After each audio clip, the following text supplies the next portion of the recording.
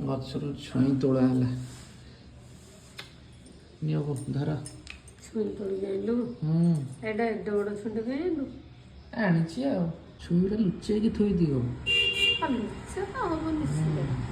ଯିଏ ଦେଖିଲା ତାର ଲୋଭ। ହଁ ବା। ମାନେ ଏଇ ଜିନିଷ ଗୋଟେ ଏମିତିଆ ଜିନିଷ କ'ଣ କରିବା ମଣିଷ ନା ଖାଇପାରୁଛି ନା ଗଛରେ ରଖିପାରୁଛି ନା ଗଛରେ ରଖିପାରୁଛି। ଏ ପେଟରୁ ବାହାର କରିଦେବି।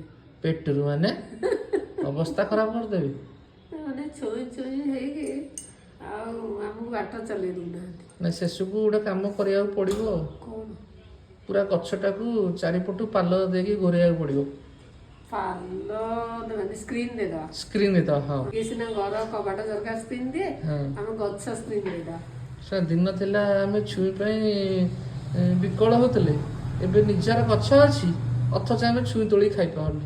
କାରଣ ତୋଳିଲେ ମାନେ ତ ଦୁଇଟା ତୋଳୁ ନଥିବ 20ଟା ଲୋକ ଆସିକି ଠିଆ ହେଇ ପଡ଼ୁଛନ୍ତି। କଥାରେ ନାହିଁ କେଉଟ ମାରେ ମାଛ ଖାଏ କଙ୍କଡ଼ା। ହଁ ଆମର ଠିକ୍ ସେଇଆ। ଯିଏ ଭାବୁଥିବ ଆଙ୍କର ଗଛ ଅଛି କେତେ ଖାଉଥିବ, କିନ୍ତୁ ଆମେ ଜମା ଖାଇପାରୁନୁ। ଓଲଟା ବାଣ୍ଟି ସାଇଲୁଣି। ଆଗକୁ ବି କ'ଣ ହବ ଦେଖିବା। ଏତିକି କିନ୍ତୁ ଖାଇଦବା। ହଁ ହଁ, ଏଇ ଦୁଇଟା ଆଣିଛୁ ମାନେ ନିହାତି ନା। କାଲି ଆଳୁ ଛୁଇଁ ବେସର ଦେଇକି ଗୋଟେ ରସୁଣ ଛୁଙ୍କ ଦେଇକି ଭାଜିକି ଗରମ ଗରମ ଖିଆ ହେଇଯିବ।